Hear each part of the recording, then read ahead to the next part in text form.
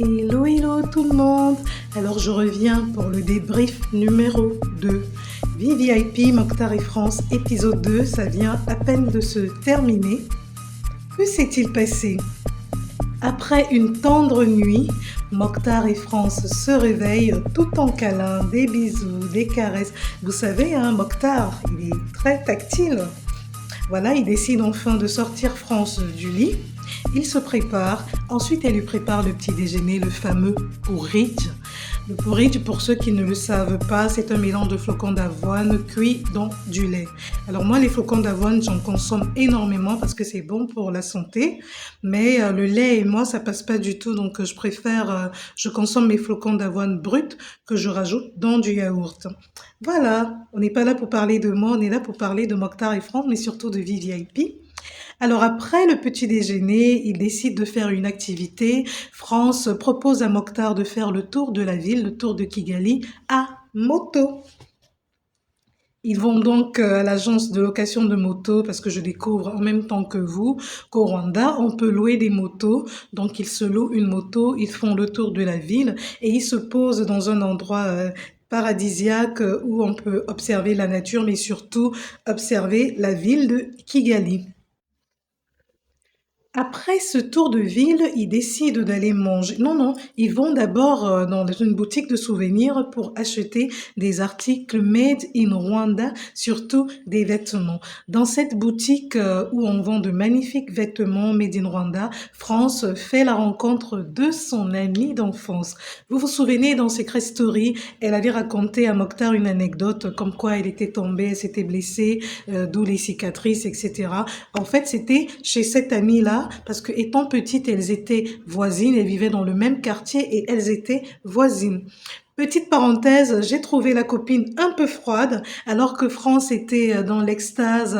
France était très heureuse de la revoir, mais la copine, elle était très calme, un peu froide.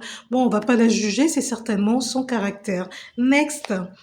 France choisit deux kimonos qu'elle essaye. Et puis, à un moment, Mokhtar se rapproche d'une étagère où il y avait des petits jouets made in Africa. Et puis, il dit, ah, ça, pour le bébé.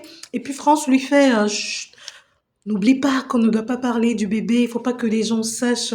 Il faut savoir aussi que quand elle fait l'accolade à sa copine d'enfance, elle fait son maximum pour que son ventre ne se colle pas au corps de sa copine, sinon elle risque de découvrir qu'elle est enceinte.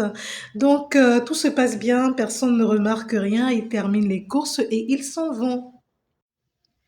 Pendant que France est en train de dire au revoir à sa copine, Mokhtar est déjà à la porte et il dit en France, il faut qu'on mange. Du coup, ils sortent de la boutique, ils se dirigent. C'est quoi le nom déjà? Niramwandor? Vous pouvez rire si vous voulez, j'ai pas retenu.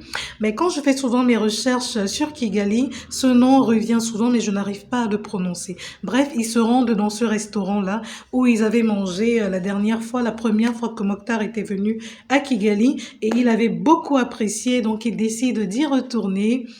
Arrivé à ce restaurant, Mokhtar, Monsieur Viande, se presse de commander 5 brochettes qu'il avale illico presto. Non, je rigole, il a partagé avec France. À ce restaurant, France avait également donné rendez-vous à sa copine Biani, c'est bien ça, Biani, qui est sa copine d'enfance, qui est sa sœur, qui est sa meilleure amie. Franchement, je nous souhaite à toutes d'avoir une copine comme Biani. C'est Biani? Corrigez-moi en commentaire. Quelques minutes après leur arrivée au restaurant, Biani arrive à son tour. Elle est toute pétillante, toute lumineuse, toute belle. Ouais, elle est sincèrement belle, sa copine. Donc, une fois assise, voilà, elle entame les questions et ne lâche pas Mokhtar d'une semelle. Mais c'est normal, c'est ce qu'une meilleure amie est censée faire. Si votre meilleure amie ne se comporte pas comme Briani, sachez qu'elle n'est pas votre meilleure amie. Briani s'inquiète beaucoup pour France. Elle veut être sûre que la démarche de Mokhtar est sincère. Alors, il lui pose un tas de questions, notamment, il lui demande, alors, est-ce que tu es prêt à être papa? Mokhtar lui dit, oui, je pense que je suis prêt. Mais après, il explique qu'effectivement, on n'est jamais assez prêt, il n'a jamais été papa, donc il ne sait pas à quoi s'attendre. Mais ce qui est sûr, c'est qu'il se prépare comme il peut. Briani enchaîne les questions et demande à Mokhtar comment est-ce qu'il avait réagi quand il a appris que France était enceinte. Alors, il répond qu'il était heureux. Ensuite, Briani demande à France, est-ce que c'est vrai? Est-ce que c'est vrai? France lui raconte un peu comment Mokhtar a su. Alors, France ne se sentait pas bien. Vous savez, quand on tombe enceinte, les premiers signes, c'est ça. On se sent bizarre. On a juste envie de jeter son corps. Et donc, Mokhtar, conscient qu'ils ont une vie d'adulte, demande à France de faire un test de grossesse et il pense, son intuition lui dit qu'elle serait enceinte. France hésite, elle doute, elle ne croit pas qu'elle puisse être enceinte. Mokhtar insiste et puis finalement elle fait le test et il s'avère positif.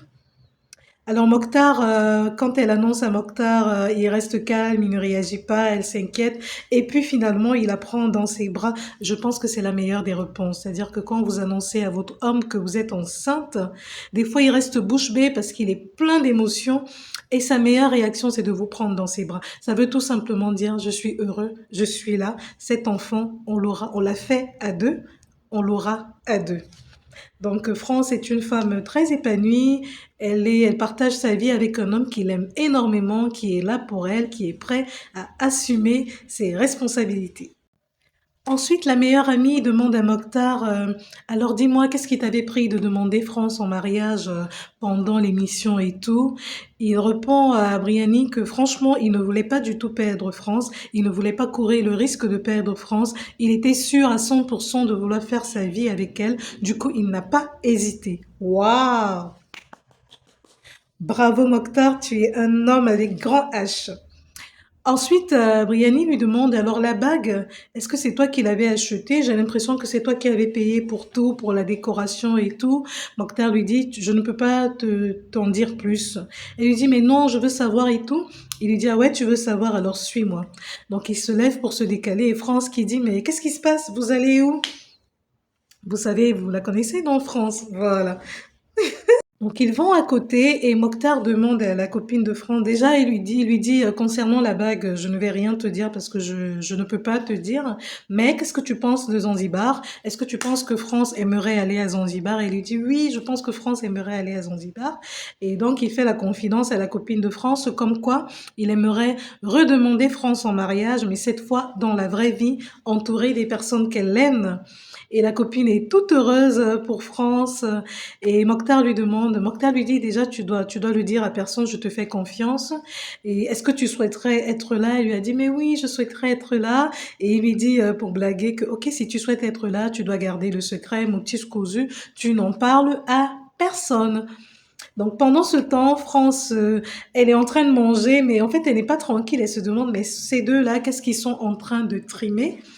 Et pour elle, elle a compris qu'il s'agit d'une surprise. Mokhtar prépare une surprise, mais elle pense que il s'agit d'un cadeau. Elle pense que Mokhtar va peut-être lui offrir une voiture parce qu'apparemment elle souhaite avoir une voiture. Donc elle se dit peut-être que c'est cette surprise-là que Mokhtar prépare avec sa copine, alors que non, Mokhtar s'apprête juste à lui faire une magnifique demande en mariage. Donc à la fin de la journée, il rentre enfin à la maison. Et Mokhtar lui demande alors, tu m'avais parlé une fois de Zanzibar, ma chérie, est-ce que tu y es déjà allée? Elle lui dit non. Est-ce que tu aimerais y aller? Elle lui dit oui. Et puis il lui demande, tu aimerais y aller avec qui? Elle lui demande pourquoi tu veux m'amener là-bas? Il dit non, je demande juste. Elle lui dit j'aimerais aller avec mes sœurs. Pour finir, Mokhtar lui demande, tu te souviens dans la maison des secrets, je t'ai fait ma demande en mariage. Est-ce que tu avais apprécié la déco? Est-ce que tu avais apprécié? Elle dit oui, j'avais apprécié. Il lui demande, est-ce que c'est comme ça que tu imaginais ta demande en mariage? Elle lui dit non. Il lui dit alors comment tu imaginais ta demande en mariage? Elle lui dit avec toute ma famille présente, avec beaucoup de monde au bord de la plage, avec un musicien qui joue d'un instrument, notamment le violon, avec beaucoup de fleurs rouges, blanches et tout. Vous vous souvenez, on a vu des petits extraits il y a quelques mois. Donc, ça sera dans le troisième épisode. Voilà, c'est tout pour ce débrief. Si tu as apprécié, like, partage, mais surtout, abonne-toi. À demain pour le troisième débrief. Mouah. Ciao!